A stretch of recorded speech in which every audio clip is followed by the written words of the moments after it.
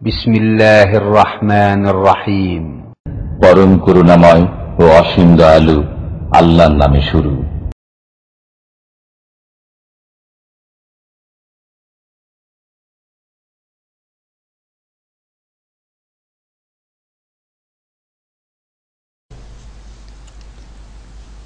বিসমিল্লাহির রহমানির রহিম। আলহামদুলিল্লাহি রাব্বিল আলামিন ওয়াসসালাতু ওয়াসসালামু আলা সাইয়্যিদিল মুরসালিন নবিয়িনা মুহাম্মদ ওয়া আলা আলিহি ওয়া সাহবিহি আজমাইন। আম্মা বাদ। ওয়াইল ইবনে হুজর রাদিয়াল্লাহু আনহু قال صليت مع النبي صلى الله عليه وسلم فوضع يده اليمنى على يده اليسرى على صدره اخرجه ابن خزيمة। সম্মানিত ভাতৃমণ্ডলী, আল্লাহ পাক রব্বুল আলামিনের যাবতীয় প্রশংসা যে আল্লাহ পাক রব্বুল আলামিন আমাদের উপর সালাত 5 ওয়াক্ত ফরজ করেছেন এবং তার সাথে সাথে বেশ কিছু সালাত রয়েছে যেগুলি সুন্নাত, মুস্তাহাব, বিতর ইত্যাদি। আল্লাহ পাক রব্বুল আলামিনের সর্বোত্তম ইবাদত তাওহীদের পরে হচ্ছে 5 ওয়াক্ত সালাত। আর নফল সুন্নাত যতগুলি নামাজ রয়েছে সবচাইতে উত্তম নামাজ হচ্ছে রাতের নামাজ তাহাজ্জুদ, এবং তাহাজ্জুদেরই একটা অংশ হচ্ছে বিতর। সালাত এবং সালাম নাযিল করেন নবী মুহাম্মদ রাসূলুল্লাহ সাল্লাল্লাহু আলাইহি সাল্লামের উপর, যার তরিকায় নামাজ পড়া প্রত্যেক মুসলিমের জন্য আবশ্যক। প্রত্যেক মুসলিমকে জানা উচিত যে রাসূলুল্লাহ সাল্লাল্লাহু আলাইহি সাল্লামের নামাজ সালাত কেমন ছিল। আমাদের সামনে একটি গুরুত্বপূর্ণ বিষয় রয়েছে, যে বিষয়টি নিয়ে অনেকে বাড়াবাড়ি করে থাকে আজকাল ইন্টারনেটে অথবা বিভিন্ন যে প্রচার মাধ্যমগুলি রয়েছে তাতে, যদিও বিষয়টি সুন্নতের বিষয়। সুন্নত মানে আমাদের কাছে কোনো হালকা বিষয় নাই, তবু ফরজ নয় সেটি, ফরজ ওয়াজিব নয় যে বড় গুনহার বিষয় হয়ে যাবে, সুন্নত বিষয়। কিন্তু সেই সুন্নত নিয়ে এত তারা বাড়াবাড়ি করেছে, যার ফলে এই বিষয়ে বিশেষ একটি আলোচনার প্রয়োজন বোধ করছি। সেটা হচ্ছে সালাত অবস্থায়, সালাতে দাঁড়ানো অবস্থায় হাত বাঁধা, সালাতে তেলাওয়াতের অবস্থায় অথবা কিয়াম অবস্থায় হাত বাঁধা সম্পর্কে। 2 হাত বাঁধবেন কোথায়? বুকের ওপর বাঁধবেন না নাভির নিচে বাঁধবেন? কোথায় হাত বাঁধবেন? নাকি হাত ছেড়ে নামাজ পড়বেন যেমন মালিকিরা পড়ে থাকে? প্রথম এই সম্পর্কে বলে দিই যে হাত বাঁধাই হচ্ছে সুন্নাত। হাত বাঁধা হচ্ছে সুন্নাত। নামাজের মধ্যে রুকুন আছে, যেগুলির কোনো একটি ছুটে গেলে বা ছেড়ে দিলে নামাজ হবে না। রুকুনও নয়, 14টি যে রুকুন রয়েছে। নামাজের বেশ কিছু ওয়াজিবাত রয়েছে 8টি, 14টি ছাড়া, যেগুলিকে ওয়াজিবাত বলা হয়। সেগুলি অনিচ্ছাকৃত ভুলে গিয়ে ছুটে গেলে সাহসী আদি ঘাটতি পূরণ করতে হবে, আর ইচ্ছা করে ছেড়ে দিলে নামাজ হবে না, বা যেই রাকাতের ওই ওয়াজিবটি ছুটেছে সেই রাকাতটি হবে না। বাকি যতগুলি কথা এবং কাজ রয়েছে নামাজের মধ্যে সবগুলি হচ্ছে সুন্নাত। 14টি রুকুন আর কয়টি বললাম? 8টি হচ্ছে ওয়াজিবাত। 14 আর 8 22টি। 22টি কাজ বা কথা, বাচনিক ইবাদত বা কর্মগত ইবাদত, এই কাজগুলি ছাড়া বা কথা ছাড়া নামাজের মধ্যে বাকি যতগুলি কাজ রয়েছে আর কথা রয়েছে সবগুলি হচ্ছে সুন্নাত। তার মধ্যে একটি হচ্ছে হাত বাঁধা। হাত ছাড়া সুন্নত ছাড়লো, হাত বাঁধলো মানে সুন্নত আদায় করলো, ঠিক আছে না? তাহলে আসল হাত বাঁধাটাই হচ্ছে সুন্নতের বিষয়। এখন হাত বাঁধবেন কোথায়? নাভির নিচে না বুকের ওপর? এই আসল হাকিকতটা, যেটা কোরআন ও হাদিস দ্বারা প্রমাণিত অথবা রাসূলুল্লাহ সাল্লাল্লাহু আলাইহি ওয়াসাল্লাম আমল দ্বারা প্রমাণিত, সাহাবায়ে কেরামদের আমল যা ছিল তা সেটি স্পষ্ট করা আবশ্যক। এই ক্ষেত্রে একটি দলিল নয়, 4-5টি দলিল রয়েছে এবং সবগুলি সহিহ অথবা হাসান, কোন জয়ীফ জাল নাই। আমি আপনাদের সামনে আজকে পেশ করব। প্রথম হাদিসটি, আসল কিতাব হচ্ছে সহিহ ইবনে খুজাইমা আর বুলুগুল মারাম, যেই কিতাবের দর্স আমাদের নিয়মিত শুক্রবারে চলছে, তাতে এই হাদিসটি রয়েছে। সেই হাদিসটা দিয়ে শুরু করি। ওয়াইল ইবনে হুজর রাদিয়াল্লাহু তাআলা আনহু থেকে বর্ণিত, তিনি বলছেন, সাল্লাইতু মা নবী সাল্লাল্লাহু আলাইহি ওয়াসাল্লাম, নবী করিম সাল্লাল্লাহু আলাইহি ওয়াসাল্লামের সাথে আমি নামাজ পড়েছি। ফাওয়াদা ইয়াদাহুল ইয়ুমনা আলা ইয়াদিহিল ইউসরা, অতঃপর তিনি তার ডান হাত রাখলেন বাম হাতের ওপর। ডান হাত রাখলেন বাম হাতের ওপর। আলা সাদরিহি, কোথায়? সাদর মানে বক্ষ, বুকের উপর রাখলেন। বুক মানে পেট নয়, আর বুক মানে নাভি নয়। বুক কোথায়? এই বুকের ওপর, যেটাকে সাদর বলা হয়। এখান থেকে শুরু করে এই পর্যন্ত বুক। তো বক্ষের ওপর হাত রাখেন রাসূলুল্লাহ সাল্লাল্লাহু আলাইহি ওয়াসাল্লাম। এই হাদিসটির অবস্থা কি জানেন? এই হাদিসটা সম্পর্কে কিছু আজকালকার বক্তারা জয়ীফ বলে দিয়ে চুপ, কিন্তু এই হাদিস সনদ জয়ীফ না হাদিস জয়ীফ। সনদ আর হাদিসে পার্থক্য আছে। সনদ মানে সূত্র, একটি বিষয় কয়েকটি সূত্র থেকে আসতে পারে। যেমন উদাহরণস্বরূপ বলি, আজকে একটা দুর্ঘটনা ঘটেছে, গতকালকে ঘটেছে, বাস্তব ঘটনা। গতকালকে একটা লোক রাস্তা পার করছিল, আর পুলিশের গাড়ি রিভার্স করে আসছিল, দিল ধাক্কা, পড়ে গেল, অ্যাম্বুলেন্স উঠিয়ে নিয়ে গেছে। ঠিক আছে না? আমাদের কাছে ধরেন এই ঘটনাটি উদাহরণস্বরূপ বলি, আসলে আমাদের কাছে একটা এমন সূত্র থেকে যে যাকে চিনি না এমন লোক বলল, জানিও না সে সত্য কথা বলে না মিথ্যা কথা বলে, বানিয়ে বলে, হ্যাঁ কাউকে বদনাম করার জন্য বলে, হ্যাঁ বললো আমাদের কাছে। তাহলে ঘটনা সত্য হলেও আমাদের কাছে বিশ্বস্ত সূত্রে খবরটি আসেনি, সেজন্য এখনো হয়তো পুরোপুরি আস্থা হয়নি। ঠিক আছে, এই সনদ সূত্রটা আমাদের কাছে দুর্বল। এই সনদের নাম আরবিতে হচ্ছে কি? জয়ীফ। ঠিক না? জয়ীফ। আর একজন আসলো যাকে চিনি জানি, বিশ্বস্ত ব্যক্তি, ইমানদার ব্যক্তি, আল্লাহ ভীরু, ঝুটা কথা মিথ্যা কথা বলবে না, তার মাধ্যমে জানতে পারলাম। সে নিজেই দেখেছে অথবা কারো কাছে শুনেছে, সেও বিশ্বস্ত। হ্যাঁ, সনদে কয়েকজন হয়তো আছে সূত্রে, তাদের মাধ্যমে জানতে পারলাম। ঘটনা বিশ্বাস হবে না হবে না? তাহলে বলবো যে আগের সূত্রটি আমাদের কাছে নির্ভরযোগ্য ছিল না, কিন্তু এখন আমরা নির্ভরযোগ্য সূত্রে জানতে পেরেছি ঘটনা সত্য। ঠিক না? জি। এই হাদিসটি সম্পর্কে ঠিক ওই রকমই শোনায় আপনাদেরকে।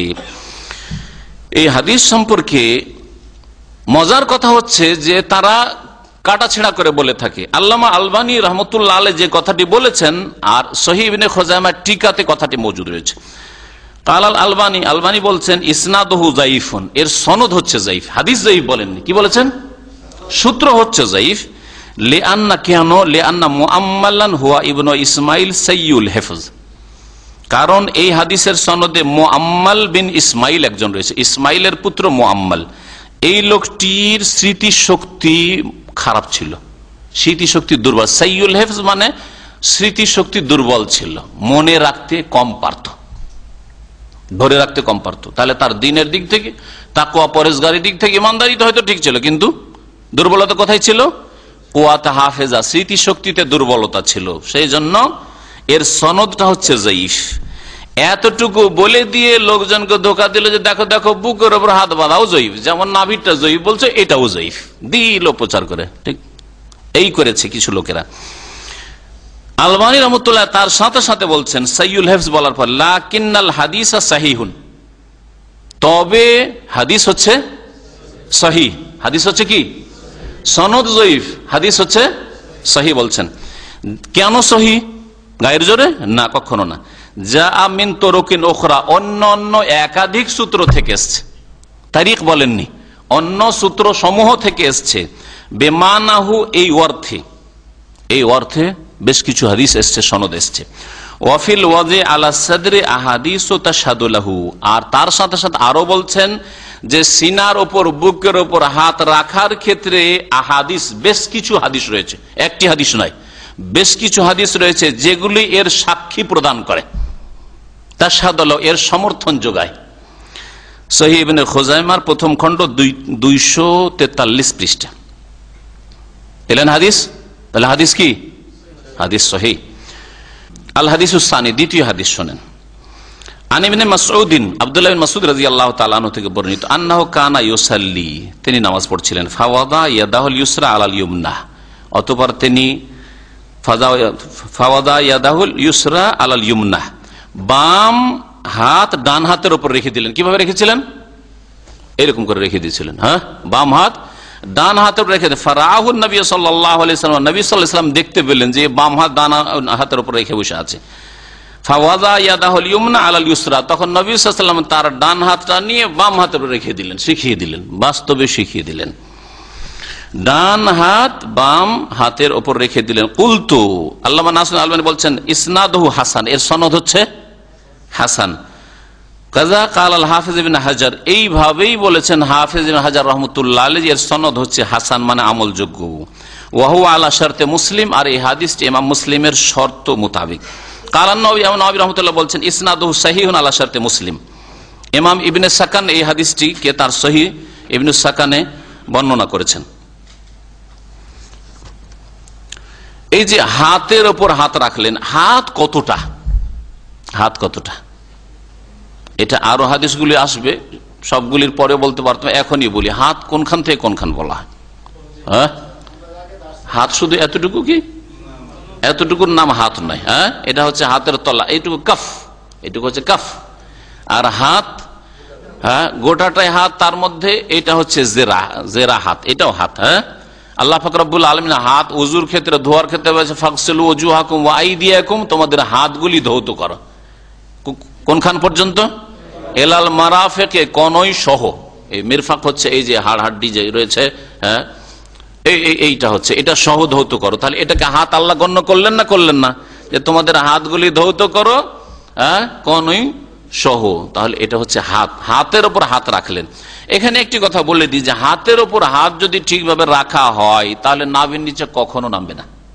কেউ দাঁড়িয়ে একটু পরীক্ষা করেন, একজন, হ্যাঁ দাঁড়িয়ে পরীক্ষা করেন দেখি, হাতের উপর হাত রাখেন আপনি এইভাবে, হ্যাঁ তাহলে নাভির নিচে নামান তো, নাভির নিচে নামালে ঝুঁকতে হবে, এই ঝুঁকা ছাড়া কোনো উপায় নেই।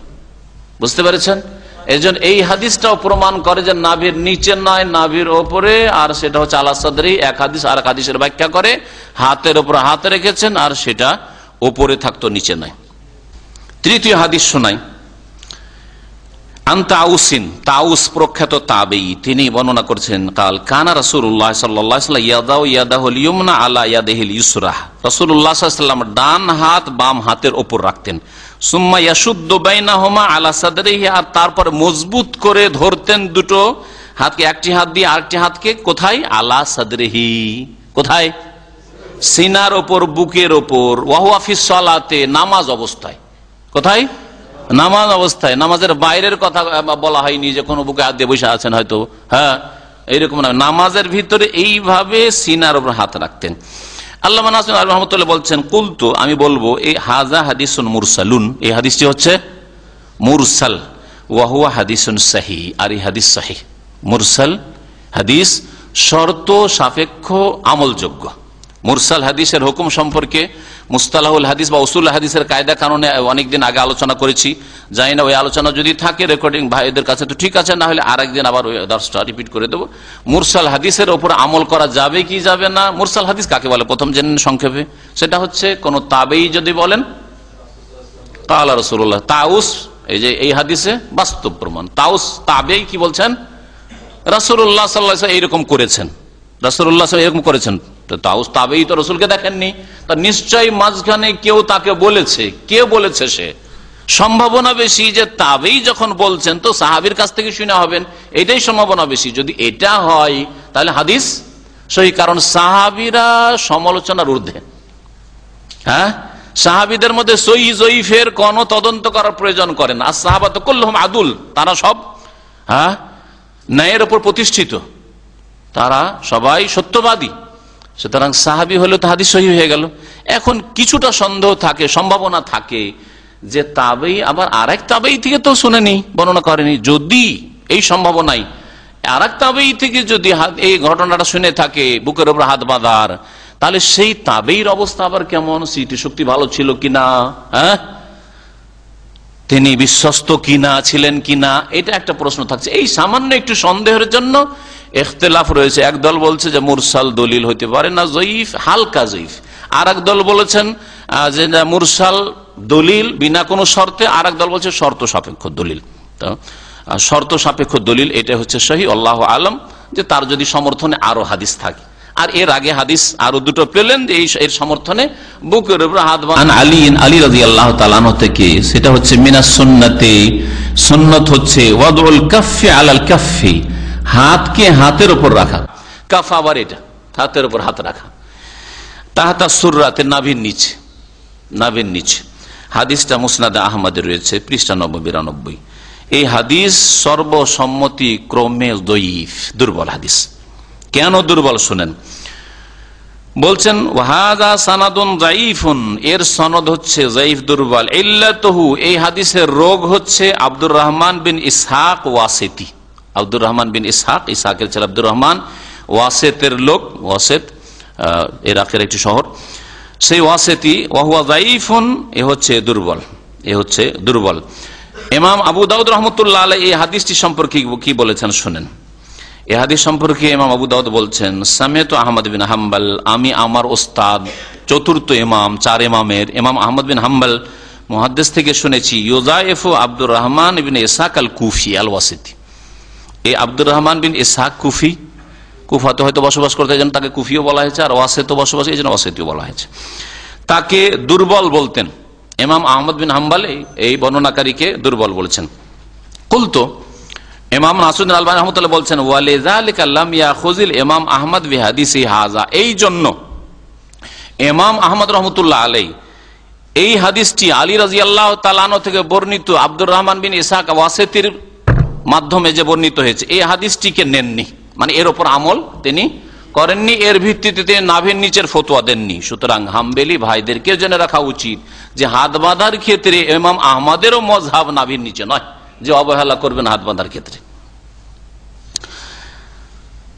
ফাকালা ইবনু আব্দুল্লাহ, ইমাম আহমদ বিন হাম্বলের ছেলের নাম ছিল আব্দুল্লাহ, তিনি একজন মুহাদ্দিস ছিলেন, যদিও বাপের পর্যায়ে পৌঁছতে পারেননি, কিন্তু তিনি মুহাদ্দিস ছিলেন। আব্বা থেকে মুসনাদ আহমদ বর্ণনা করেছেন।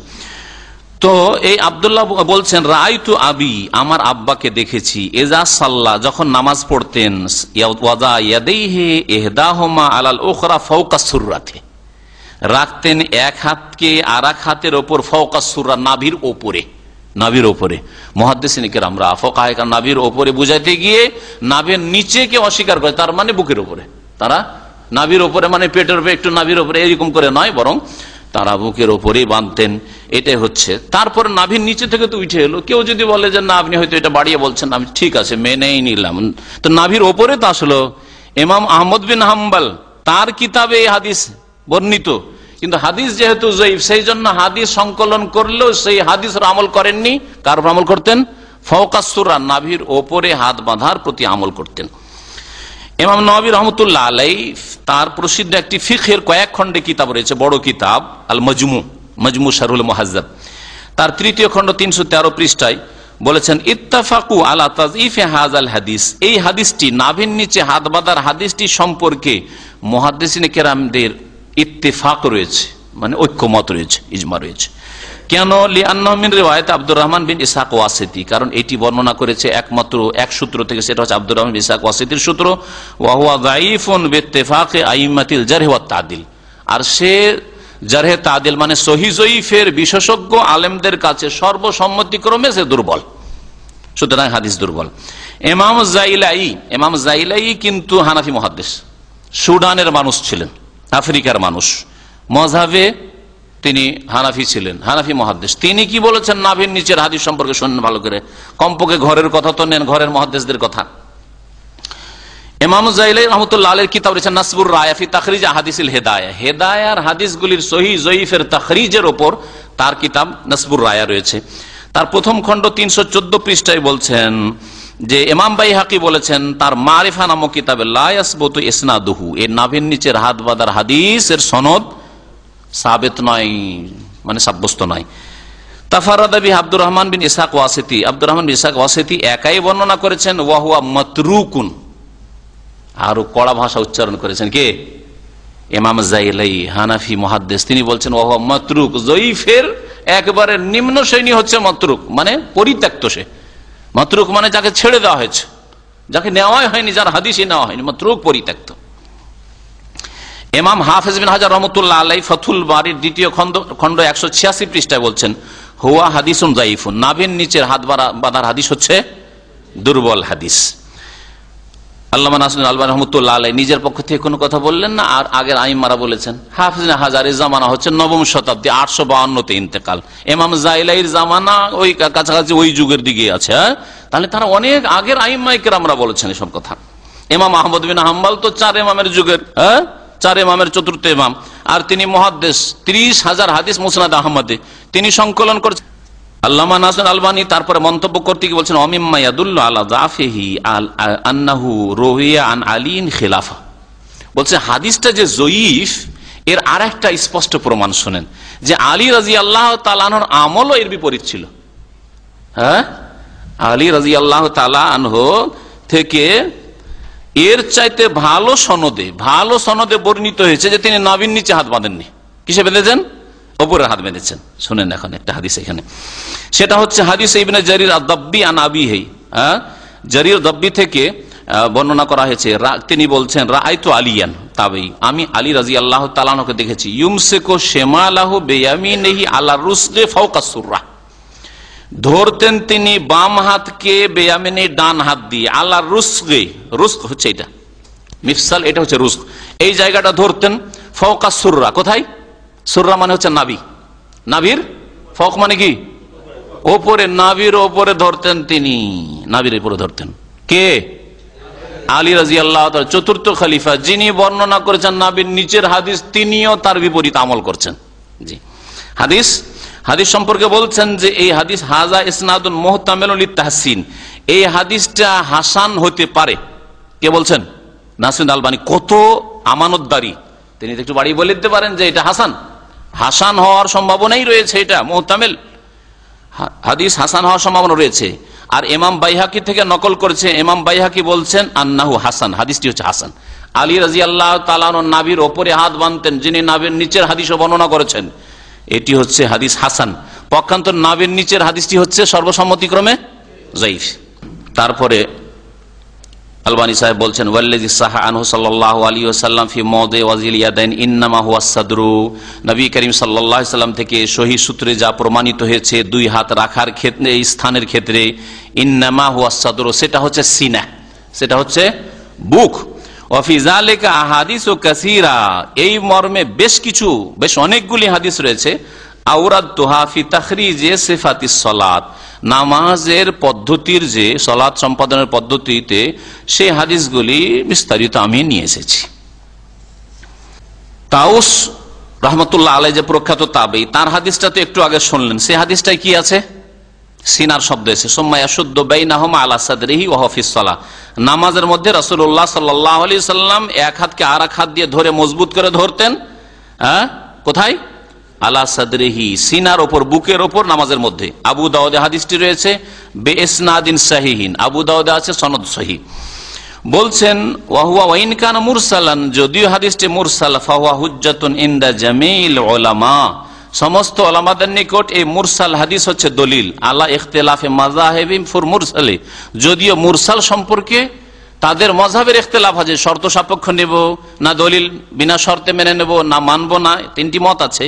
কিন্তু এই হাদিসটি দলিল, এই হাদিসটি দলিল, কারণ এর সমর্থনে হাদিস রয়েছে, যেমন একটু আগে বললাম, লিআন্নাহু সাহিহুস সানাদ ইলাল মুরসাল, যে মুরসাল বর্ণনা করেছেন তাউস, তার পর্যন্ত সনদ সহি, এই মাঝখানে কোনো দুর্বলতা নেই। ওয়াকাদ জাআ মাওসুলান মিন তুরুক, আর বেশ কিছু সূত্র থেকে এই হাদিসটি একেবারে মুত্তাসিল এসেছে, নবী সাল্লাল্লাহু আলাইহি ওয়াসাল্লাম পর্যন্ত পৌঁছেছে, মুরসাল নয়। যেমন ইঙ্গিত করেছি ফাকানা হুজ্জাতান ইনদাল জামি, সুতরাং সকল আইম্মায়ে কেরামদের নিকট এই মুরসাল হাদিসটি তাউসের কি দলিল যোগ্য। তারপরে বলছেন যে এই বুকের ওপর হাত বাঁধা দিয়ে ধন্য হয়েছেন ইমাম ইসহাক রহমতুল্লাহ আলাইহি, যিনি ইমাম আহমদ রহমতুল্লাহ আলাইহির সহপাঠী ছিলেন, সেই যুগের তিনি ইমাম ছিলেন, এবং তার দীর্ঘদিন ধরে মযহাব ছিল। তার থেকে বোঝা যায় যে এই চার মযহাবে ইসলাম সীমিত নয়, বরং যে কোনো বড় আলেম ফতোয়া দিয়েছে আর বড় আলেম দ্বীনের খেদমত করেছে, তার অনেক ভক্ত হয়েছে, অনুসারী হয়েছে, তখন ওই পথে চলতে থেকেছে, আর চলতে চলতে আবার ওই ছাত্ররা, তাদের ভক্তরা ধীরে ধীরে হয়তো শেষ হয়ে গেছে, আর এই চার ইমামের ভক্তরা থেকে গেছে, আর চার ভাগে ভাগ করে নিয়েছে, এইরকম করেছে। পরে এই গোড়ামিটা শুরু হয়েছে, সেই জামানায় এই গোড়ামি ছিল না, বরং যেমন ছাত্র তৈরি হয়, ছাত্র হয়ে ওস্তাদের গবেষণাকে পছন্দ করে, ওস্তাদের ইস্তেমবাদকে পছন্দ করে, ওস্তাদের ফতোয়াকে পছন্দ করে, এইরকম তালিকাটাই ছিল। কিন্তু তাকলিদ অন্ধভাবে আবু হানিফাকে মানতে হবে, অথবা শাফিকে মানে শাফি হইতে হবে, ইমাম মালিককে মানে মালিকি হইতে হবে, ইমাম আহমদ বিন হাম্বলকে মানে হাম্বলি হইতে হবে, এটা সেই জামানাতে চতুর্থ শতাব্দী পর্যন্ত ছিল না। যেমন আল্লামা শাহ ওয়ালিউল্লাহ মুহাদ্দিস দেহলভী রাহমাতুল্লাহ বলছেন আল্লামা আলবানী রাহমাতুল্লাহ ওয়া আসআদুন নাসি বিহাযিহিস সুন্নাতিস সাহিহাতি আল ইমাম ইসহাক বিন রাহওয়াই, আর এই সহিহ সুন্নাত দিয়ে ভাগ্যবান হয়েছেন ইমাম ইসহাক বিন রাহওয়াই রাহমাতুল্লাহ আলাইহি। ফাকাদ যাকার আল মারওয়াজি ফিল মাসাইল, ইমাম মারওয়াজি তার মাসাইল নামক কিতাবের 222 পৃষ্ঠায় উল্লেখ করেছেন, কানা ইসহাক ইউতিরু বিনা, ইমাম ইসহাক রহমতুল্লাহ আলাইহি আমাদেরকে বেতর পড়াইতেন।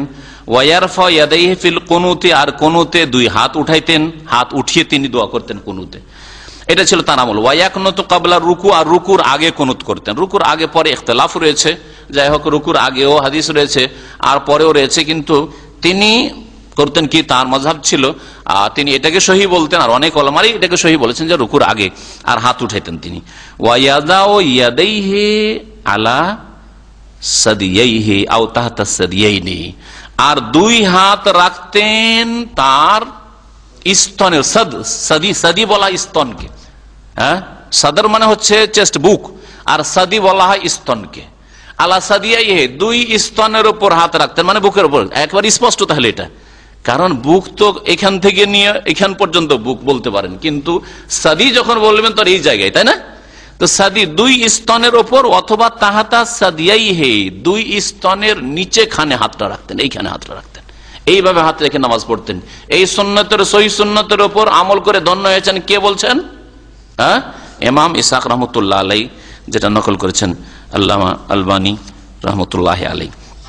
আলোচনা এখানে আমার বুকের উপর হাত বাঁধা সম্পর্কে শেষ হলো। আল্লাহ পাক রব্বুল আলামিন যেন কোরআন হাদিসের দলিল মোতাবেক কথা বলার তৌফিক দান করেন, আর যদি অনিচ্ছাকৃত ভুল ভ্রান্তি হয়ে যায় তো আল্লাহ যেন মাফ করে দেন। রব্বানা লা তুআখিযনা ইন নাসিনা আও আখতানা, আমাদের কাজ হচ্ছে চেষ্টা কর আল্লাহ, আর হক পর্যন্ত পৌঁছানো তোমার কাজ। আল্লাহ তুমি হক পর্যন্ত, সত্য পর্যন্ত, সহিহ সুন্নাত পর্যন্ত পৌঁছার তৌফিক দান করো। আর যদি আমাদের অনিচ্ছাকৃত ভুল হয়ে যায় অথবা ভুলে যায় তো তুমি আমাদের পকড়াও করিও না। রব্বানা লা তুআখিযনা ইন নাসিনা ওয়া আখতানা, আল্লাহ যদি ভুলে যাই অথবা ভুল করে দিই অনিচ্ছাকৃত, আল্লাহ তুমি পকড়াও করিও না। আর ইচ্ছা করেও যদি ভুল হয় তারপরেও তওবা করছি, আল্লাহ তুমি গুনাহ খাতা মাফ করে দাও। আল্লাহ তোমার রাসূলের সুন্নতের সাথে মহব্বত আমাদের অন্তরে পয়দা করে দাও। রাসূলের সুন্নাত মোতাবেক জীবনের প্রত্যেকটি ক্ষেত্রে জীবন যাপনের তৌফিক দান করো। সাল্লাল্লাহু আলা নবিয়িনা মুহাম্মদ ওয়া আলা আলিহি ওয়া সাহবিহি আজমাইন। আর তারপর ওপরে কোন জায়গায় তো আরেক হাদিস ব্যাখ্যা করে দিয়েছে, একটা না কয়েকটা হাদিস। সাদর বুকের হাত হাদিস পেলেন, সাদির হাত পেলেন।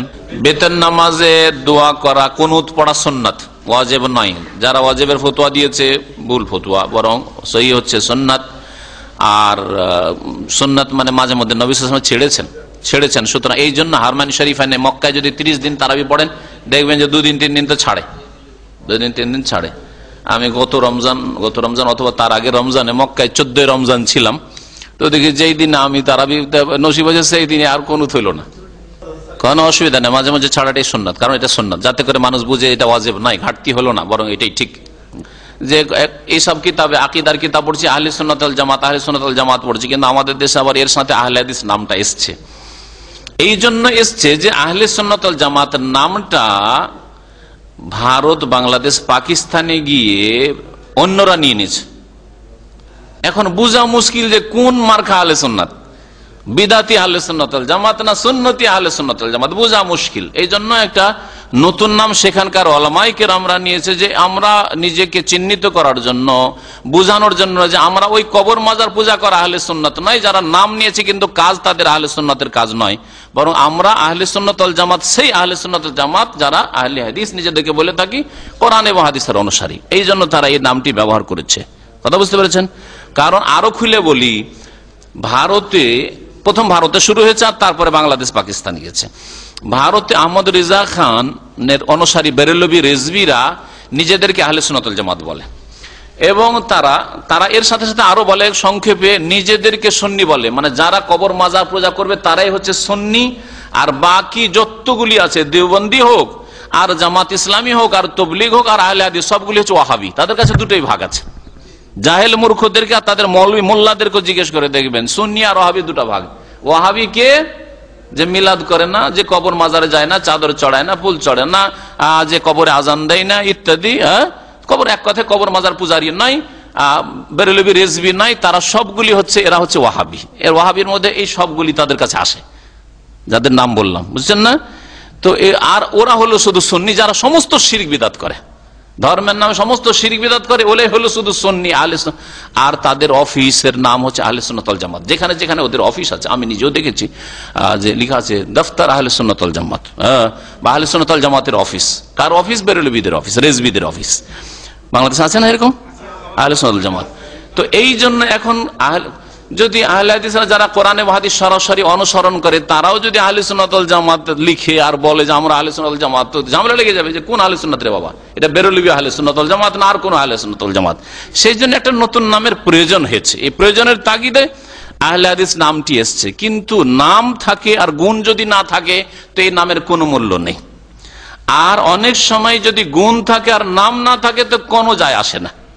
আমার সংক্ষেপ কথায় আশা করি বুঝতে পারছেন যে আমার আকীদা হচ্ছে কোরআন হাদিসের আকীদা, ইবাদত হচ্ছে কোরআন হাদিস সম্বলিত ইবাদত, আর আখলাক চরিত্র আমি গঠনের চেষ্টা করছি, কোরআন এবং হাদিস মোতাবেক জীবন গড়ার চেষ্টা করছি। আমার নাম যদি আহলে হাদিস নাও রাখি, সালাফি নাও রাখি, আর এই তরিকার উপরে থাকি, তো ইনশাআল্লাহ তাআলা আমি হক পথে আছি।